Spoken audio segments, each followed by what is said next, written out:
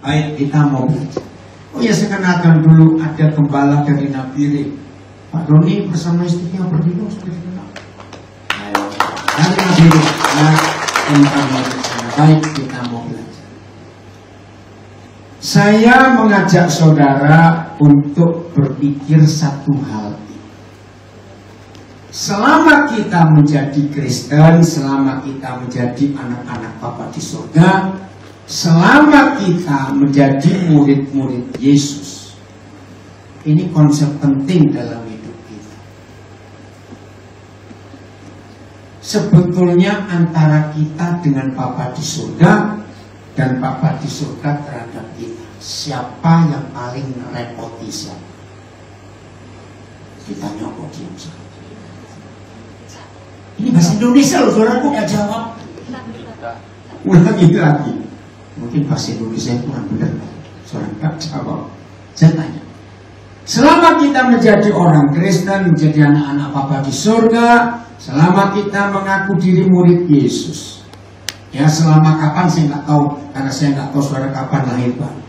Tahun ini saya akan mensyukuri 54 tahun saya jadi anak Tuhan. Karena saya lahir baru tanggal 20 Agustus tahun 70. Nah, saya tahu betul. Nah, saya ingin tanya kepada saudara, hubungan kita dengan Bapa dan hubungan Bapa dengan kita selama ini, jujur ya, bohong Tuhan tahu, siapa yang lebih suka ngerepoti siapa? Tuhan orang jujur kok berkati. Nah, ini masalah yang surga hadapi. Seharusnya kalau kita sadar, selama kita menjadi anak-anak Bapa, kita suka ngerepoti dia. Jujur, sebetulnya Papa suka nggak dengan kelakuan kita seperti ini? Apa? Nah, terus diapain ya? Yang ketiga pertanyaan saya, kalau Tuhan model kita, gak usah kita lah saya, kalau ke model saya blender semua. Oh jangan, goreng kasihan. Kenapa? Saya balik.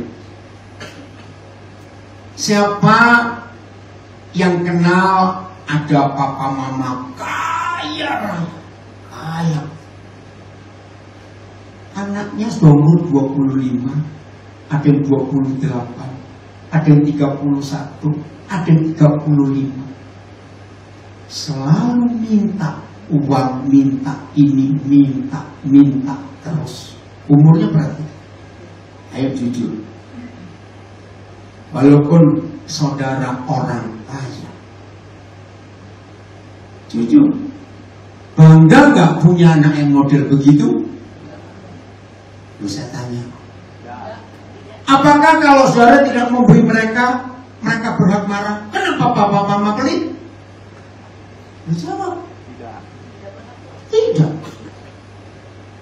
Hanya papa mama goblok yang memanjakan anak-anak sudah setua itu minta terus dan merepoti papa mama. Oh dia ngamen sih? Bertobat, itu maksud. Maka itu berapa tahun kita sudah menyebut diri anak-anak Bapa. Misalnya kalau seorang orang Jakarta ditanya, Om tahun berapa percaya Yesus?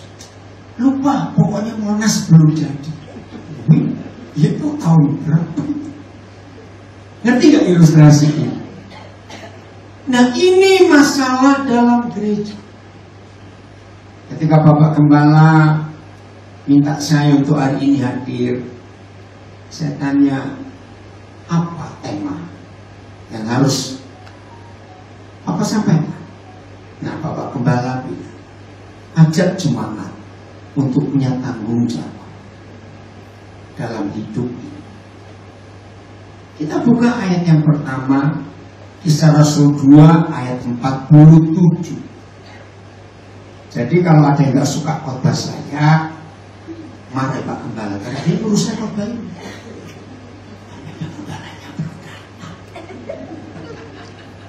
wakilnya keroyok sampok.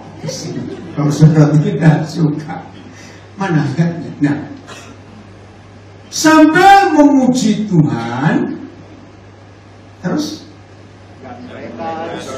siapa mereka di ayat ini? Gereja mula-mula. Masih tahu jumlahnya berapa? Hari pertama gereja lain 3.000 anggota baru dalam satuan. Dan gereja mula-mula itu, murid-murid Yesus itu diapain? Ini baca ini sebentar. Disukai berapa orang? Semua orang. Renungkan dulu.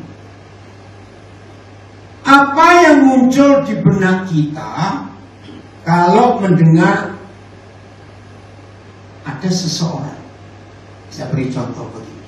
Yang di kantor ya, yang punya yang satu karyawan, satu pabrik, satu perusahaan, satu kantor, ya, atau teman bisnis, atau teman sahabat, sepermainan, teman sekolah, anak-anak SMP, SMA, para mahasiswa yang sudah pensiunan, asal jangan pengangguran. Itu nggak saya ngomong. Saya ajak ngomong. Kalau saudara nggak jawab, saya turun. Saya ngomong serius. Pensiun boleh, tapi jangan nganggur. Amin. Telat. Susah betul. Pensiun boleh, tapi jangan nganggur. Setuju? Nah, apa yang terjadi dalam sebuah komunitas, dalam sebuah pertemanan, dalam sebuah kantor, satu pekerjaan? Ada orang yang sangat disukai oleh teman yang lain. Sehingga begini, kok dia nggak datang ya? Sepi loh gak ada dia. Pernah dengar kalimat itu? Nah, artinya apa? Ya ini loh ayatnya, kok tanya lagi. Artinya, ya itu saya maksud siapa Pak Saudara? Murid Yesus, ciri yang utama, ada kehadiran Tuhan yang penuh damai. Itu akan disukai oleh semua. Nah, kira-kira saudara kalau di kantor, di tetangga, dengan teman sepermainan, diomongin gini kan, untung dia gak datang hari ini. Artinya tidak disukai. Ciri gereja yang mula-mula, diapain ciri? Disukai semua orang. Saudara, ini konsep yang luar biasa.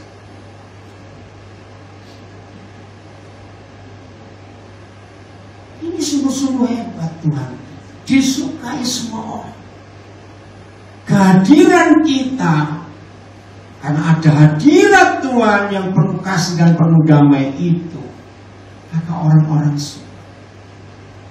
Nah, ini pergumulan Bapak Gembala untuk kita sebagai jemaat. Dan baca tiap hari Yahweh menambahkan jumlah gereja dengan orang yang diselamatkan. Nah, kita akan membahas kata diselamatkan. Apa itu arti kata diselamatkan? Selama ini ada konsep yang salah. Diselamatkan itu artinya kalau kita mati tidak ke neraka tapi ke surga. Bukan. Itu salah besar. Arti kata diselamatkan itu, coba kita baca Kejadian 1:26. Kata diselamatkan itu ke ayat ini. Kejadian 1:26. Berfirmanlah Tuhan, baiklah kita menjadikan siapa? Manusia. Saya itu. Saya sudah tahu manusia. Berfirmanlah Tuhan, baiklah kita menjadikan menurut gambar dan rupa Tuhan, supaya saya berkuasa, punya otoritas, punya mandat.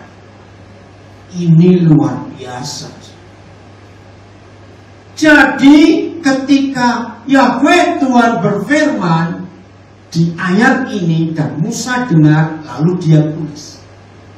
Saya tanya, manusia sudah ada belum? Belum, ini baru rencana. Begitu hebatnya Yahweh Elohim kita untuk melahirkan kita ke dunia dengan sebuah tujuan. Apa tujuannya? Supaya manusia, supaya kita menjadi serupa dan segambar dengan Dia. Dan punya otoritas, punya kuasa. Setan gak suka. Baru 2 orang saja yang Papa lahirkan. Siapa 2 orang itu? Adam dan Hawa. Baru 2 orang. Langsung gambar itu dirusak. Betul. Akhirnya, kalau seharusnya kita ini serupa dan segambar dengan Tuhan, tapi setelah dosa masuk di hidup kita, ayo kita jadi serupa segambar dengan siapa? Cepat aja kok. Jangan itu susah bener. Karena akhir tahun 70-an, saya kalau ingat ini lucu sekali Papa. Siapa pernah dengar istilah, dia kesetanan, dia kesetanan. Pernah dengar? Artinya? Surupan. Kayak setan gitu. Dia kesetanan, dia kesetanan. Tiba-tiba hari itu Roh Kudus bilang gini, Daniel, kenapa kamu gak berani berkata, dia ketuhanan, dia ketuhanan. Betul juga. Saya jawab, jadi seharusnya kita ini ketuhanan atau kesetanan? Artinya kalau ketuhanan, nah itu diselamatkan. Keren ya? Lo keren gak? Kalau gak jawab ya kayak setan gitu aja sudah.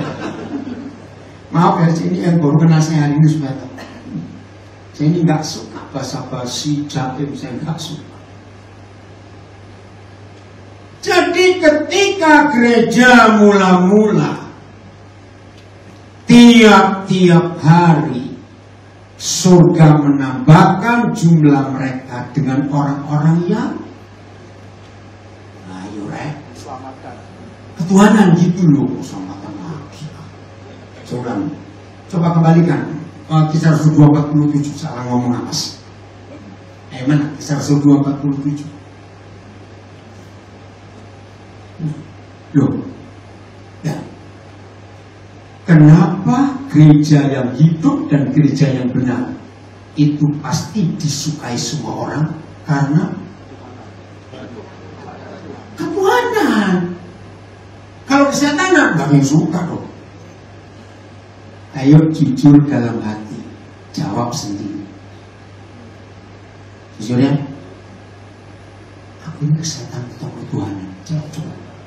Dalam hati.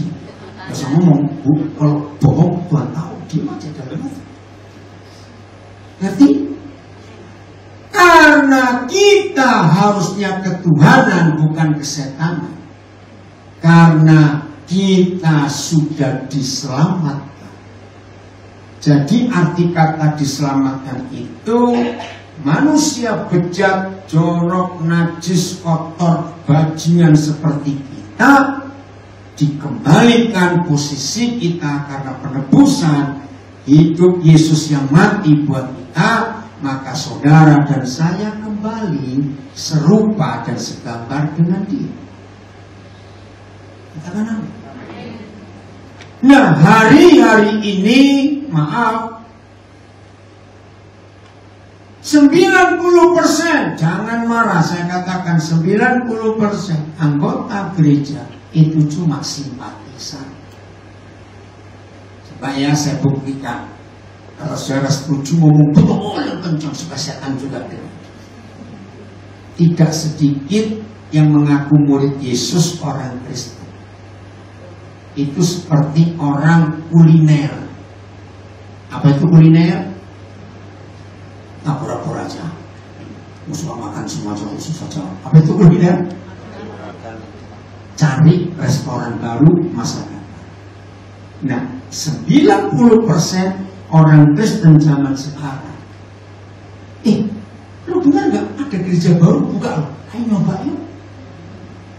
Oh nggak amin. Ayo nyoba yuk. Lu betul tidak? Bulan Desember ada gereja baru di Jakarta, namanya GMM. Saya kira GMM tahu, gereja ulang-ulang. Itu pecah dari satu gereja. 1 Januari 25 ada gereja baru lagi muncul. Namanya Gereja Misi Sejahtera. Ini yang menyedihkan hati Tuhan. Saudara coba sekali-sekali ke kantor Departemen Agama, cari data. Gereja baru bermunculan luar biasa. Akan tidak sedikit orang-orang Kristen model kuliner begini. Ada orang lihat bangun mall belum jadi, langsung dicari mau sewa. Ada nggak? Saya tanya Pak.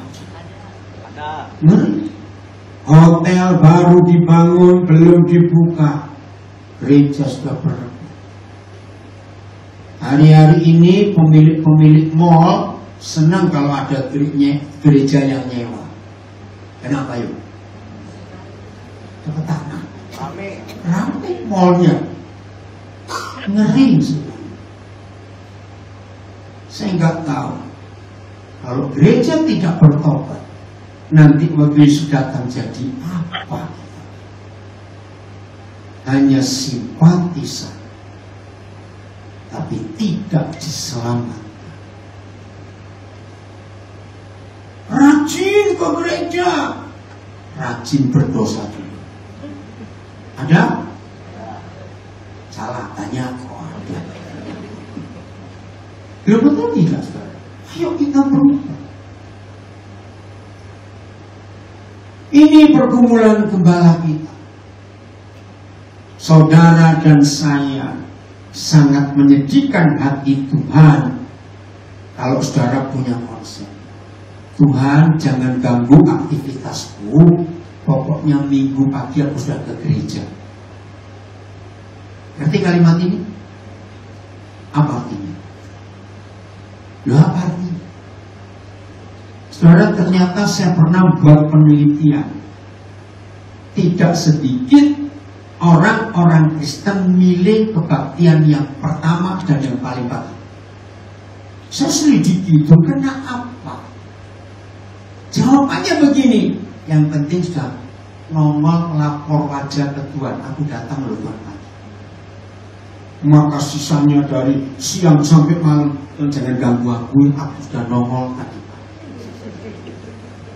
Apalagi ada model Kristen, aduh aku sibuk, orang titip persembahan.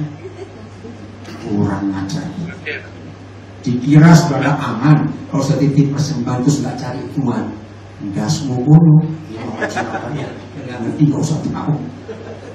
Kenapa? Apa itu? Maka itu yang Tuhan cari, bukan simpatisan, bukan Kristen kuliner, tapi yang diselamatkan. Apa diselamatkan tadi artinya? Awas lupa belum semacam saya ngomong. Apa arti diselamatkan? Itu dia ketuhanan. Itu susah benar. Apa artinya ketuhanan? Bukan sama seperti Tuhan, bolak-balik aja. Jangan salah. Ini yang Tuhan cari. Saudara, biarlah kebenaran ini memerdekakan kita semua. Katakan. Dari waktu ke waktu kita diproses untuk bisa makin serupa dengan Yesus Kristus Tuhan. Tujuh diproses. Nah, untuk bisa ketuhanan yang artinya menjadi sama seperti Tuhan, hanya ada satu cara. Dimuridkan. Diapakan? Dimurid. Apa itu dimuridkan? Dididik untuk menjadi serupa Yesus. Itu arti kata dimuridkan.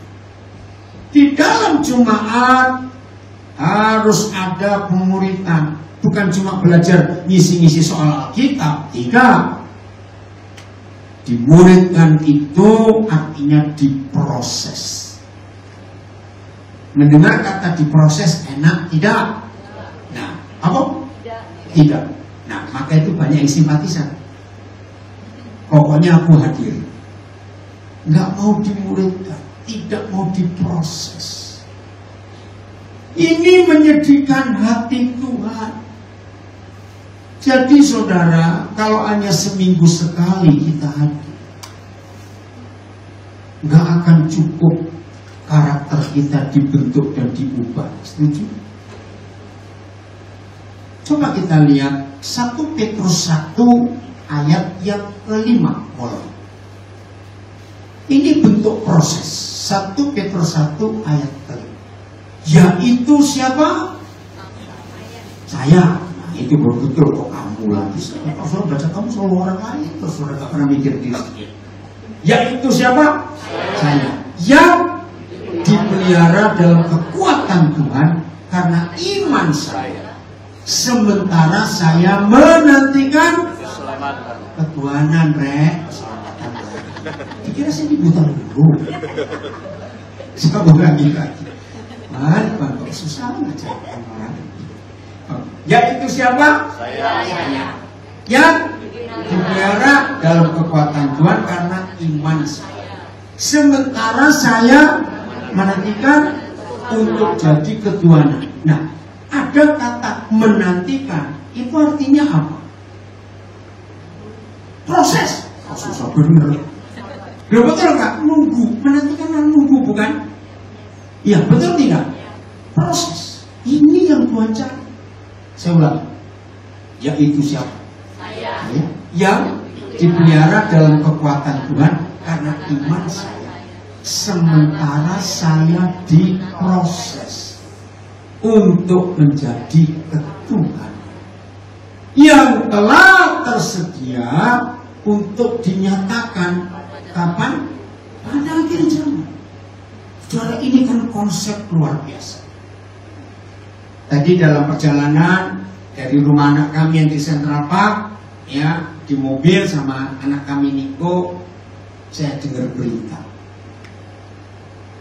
Saya heran loh, lihat partai-partai politik di Indonesia.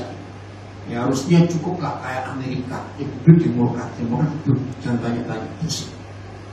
Nah, berita yang saya dengar tadi pagi sambil di mobil, ternyata ada partai yang ribut ini. Sudah mulai siap-siap tahun 2029. Saya mikir, lah ngapain saya aja belum beres. Nah, rupanya partai-partai tertentu sudah mempersiapkan calon untuk 2029. Bisa nggak saya ngertikan ayat ini? Yang telah tersedia untuk dipilih jadi calon presiden. Baru berapa bulan dilantik? 20 Oktober 2024. Jadi baru berapa bulan? 3 ya. Bismillah. Nah, saudara dan saya dipersiapkan untuk di akhir zaman ini kita harus apa? Lupa. Harus apa? Ketuhanan, itu lupa. Betul? Ayat 6. Bagaimana untuk sampai ke situ? Ini prosesnya. Baca kalimat pertama apa? Bergembiralah kan hal itu. Coba jujur. Kalau saudara mendengar kata bergembiralah, kira-kira mau dapat apa itu? Hadiah. Hadiah. Oke. Dapat bonus. Wah, bergembiralah. Tapi tunggu dulu. Koma, baca. Nah, ini prosesnya. Sekalipun sekarang ini, awas ya, saya seketika harus berduka cita oleh berbagai-bagai pencobaan. Ini proses dalam bentuk pemuridan, dididik, diajar. Nggak main-main, saudara. Coba saya buktikan lagi. Saudara pernah dengar nggak? Ada seorang aktivis sebuah gereja, dan biasanya orang-orang seperti ini yang merasa berjasa besar untuk gereja ini. Suatu hari tersinggung dan disinggung dan menyinggung, pasti pindah gereja. Ya atau tidak? Mudah-mudahan ada orang itu di sini. Betul? Kalau orang-orang yang biasa nggak pernah merasa andil apa-apa di gereja itu, disinggung, nggak diperhatikan, nggak pusing, aku nggak penting. Betul tidak? Tapi merasa diri berjasa, wah itu seperti tahu Jepang, baru disentuh sudah pecah. Ada nggak orang Kristen seperti itu? Ya. Tahu Jepang itu digoreng aja atau disapo sudah kelamaan. Lalu pindah gereja. Dan biasanya kalau duitnya banyak, nggak cuma pindah, buka gereja baru. Ada nggak? Banyak. Karena tidak tahan proses. Betul? Nggak tahan proses. Untuk seketika harus, bukan kira-kira dan mudah-mudah, mengalami sakit. Oke. Saudara pernah tahu orang yang hobinya ngumpulin berlian? Yang punya toko berlian, saya minta maaf, saya ngomong dulu.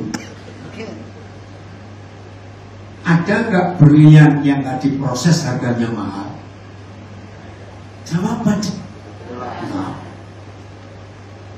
Makin kecil fasetnya, atau kata faset apa ya, segi-seginya itu makin kecil, makin mahal.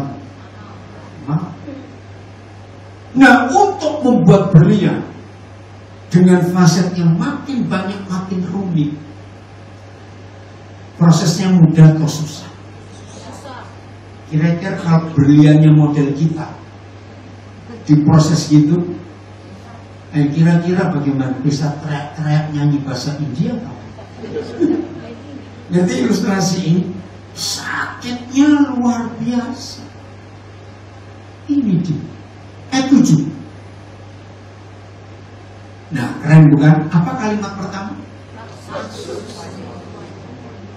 Ayo semuanya apa? Jangan bilang itu lagi, apa sih?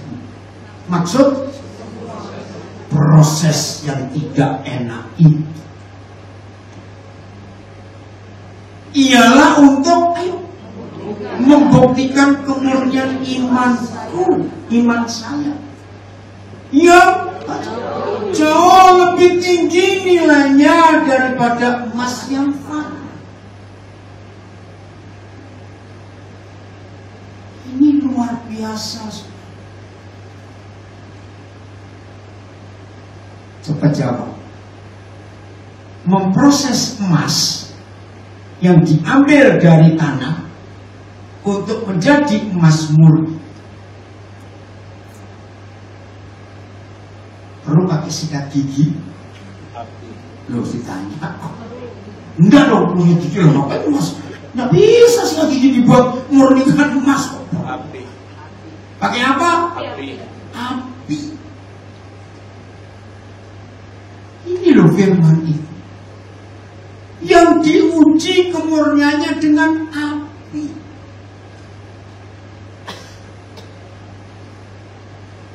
Nah, kalau saudara berdiri di tempat saya lihat wajah nggak enak semua ini.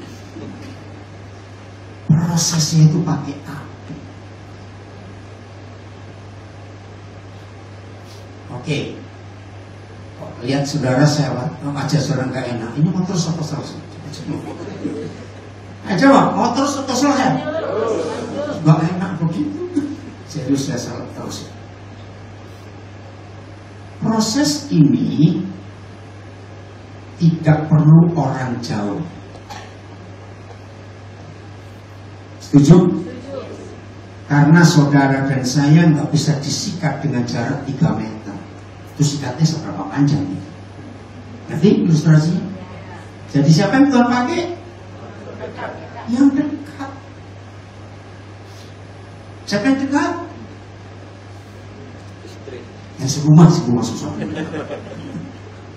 Betul? Yang satu komunitas. Dan menyedihkan sekali, setan sudah punya cara untuk menggagalkan proses kita dengan memberikan satu sikap gampang tersinggung. Betul? Coba jujur, mendengar kata tersinggung itu besar atau kecil? Tersinggung itu kecil atau besar sebetulnya? Kecil. Ayo kita bertobat hari ini. Orang yang suka tersinggung, saya kembali ke ayat pertama, Kisah Rasul 2:47, baca dibuka ayatnya cuma. Orang yang suka tersinggung itu bakal disukai semua orang atau dijauhi semua orang? Nah, jujur dalam hati. Nah, saudara, tersinggung atau tersenggol? Jujur. Dan menyedihkan, setelah gereja 2000 tahun lebih ada di dunia ini, setan berhasil menggagalkan pemuritan dalam gereja. Setan berhasil membuat kita tetap kesetanan karena kita diberi perasaan suka tersinggung, gampang tersinggung. Saya kembali ya. Kristen kuliner itu berarti yang suka tersinggung nggak? Ayo jawab, suka tersinggung nggak? Iya, maka itu pindah lagi. Karena nggak mau dibentuk, nggak mau diproses. Maka itu makin banyak gereja ternyata tidak punya dampak besar ke dunia ini, karena masih sedikit yang ke Tuhan, lebih banyak yang kesetanan. Maafkan saya, tersinggung itu jangan dianggap enteng. Berzina memang dosa besar, mencuri, membunuh memang juga dosa besar. Tapi kalau saudara nggak hati-hati dengan sikap tersinggung, hancur juga kekristenan itu. Betul? Coba 2-3 orang memberikan saya definisi atau kata kalimat, apa sih definisi tersinggung itu? Cepat jawab. Ya nggak pernah tersinggung aja.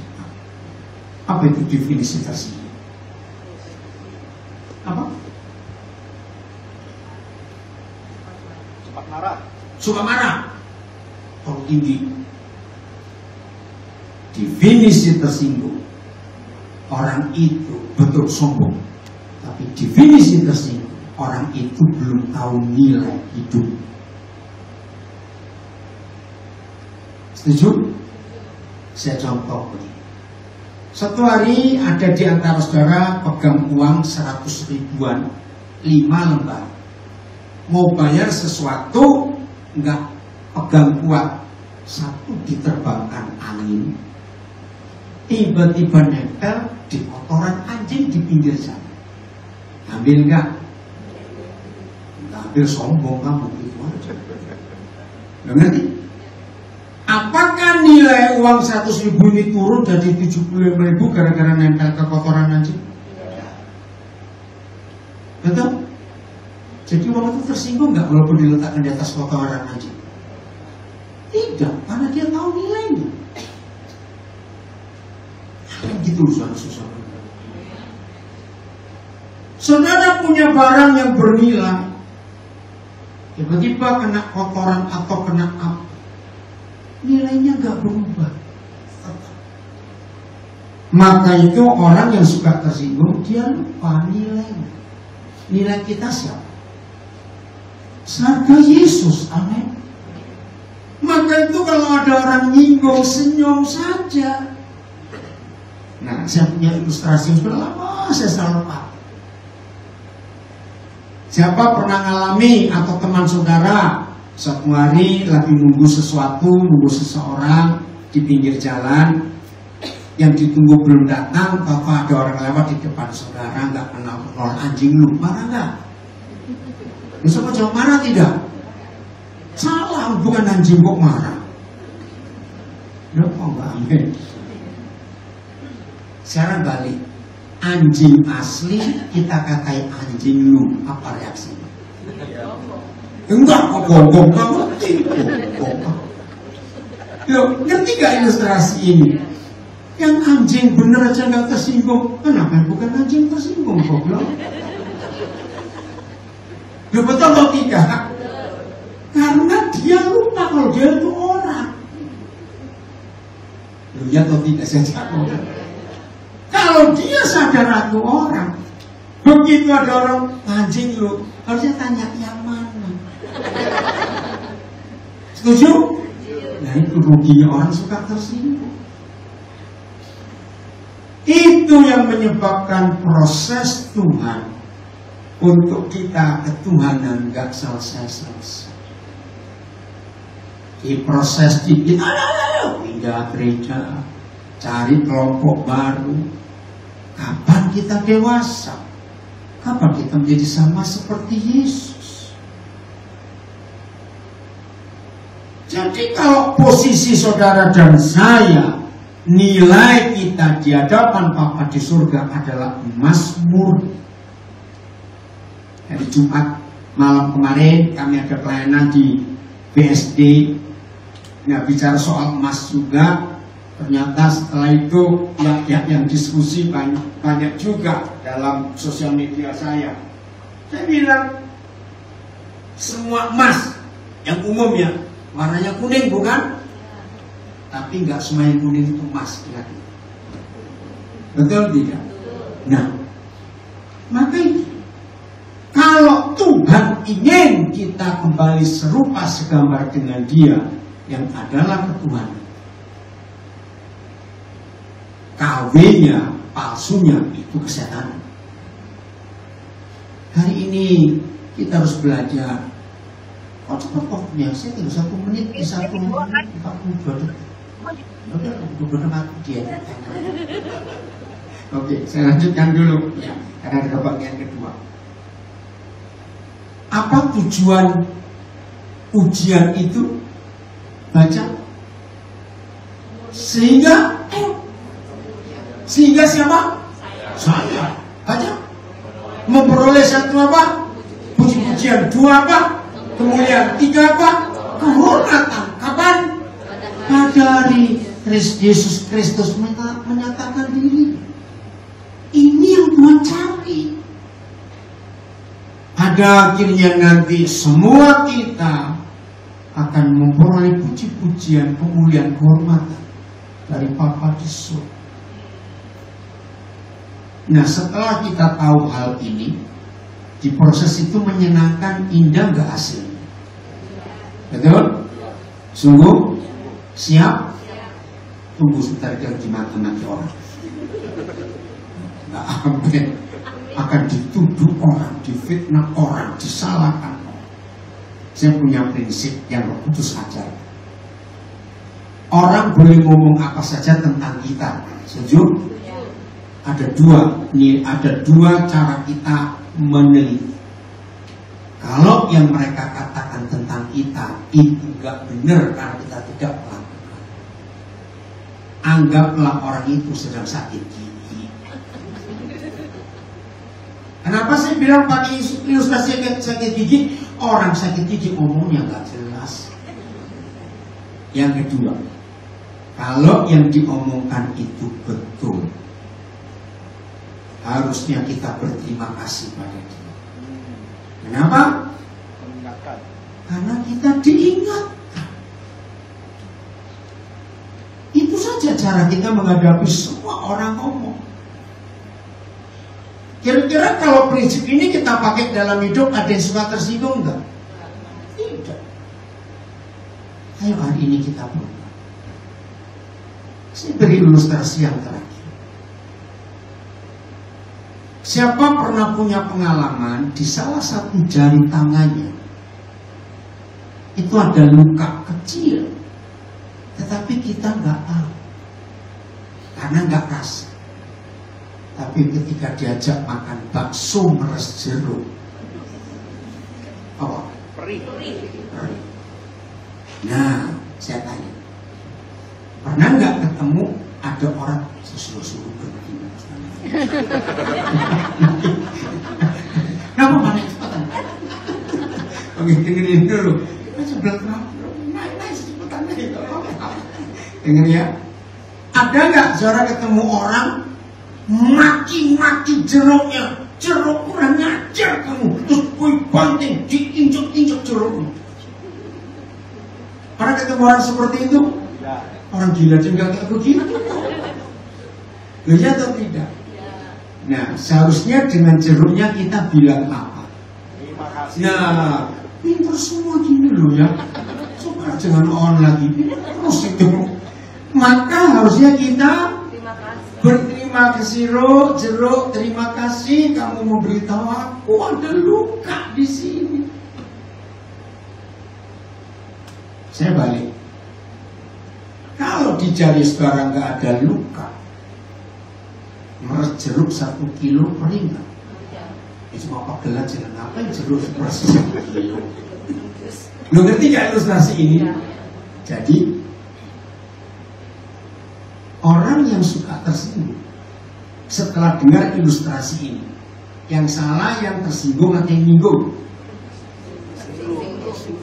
Jawab ah. Nah, pinter terus ya, jangan goblok lagi.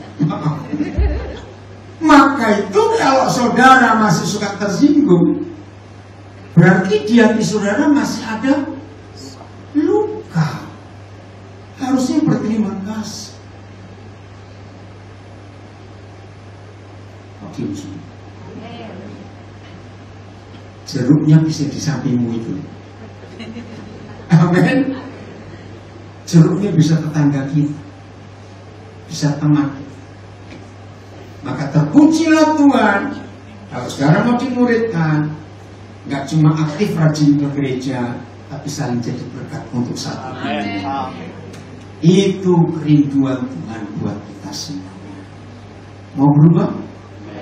Betul? Nah, Papa bisa minta Pak Gembala Nabi ini doa untuk kita ya. Ayo Pastor Doni, silakan maju. Berubah ya mulai hari ini ya, sebelum dipujian dinaikkan. Siap berubah? Ya harus. Ayo dong maju sini. Tuhan memberkati kita semua.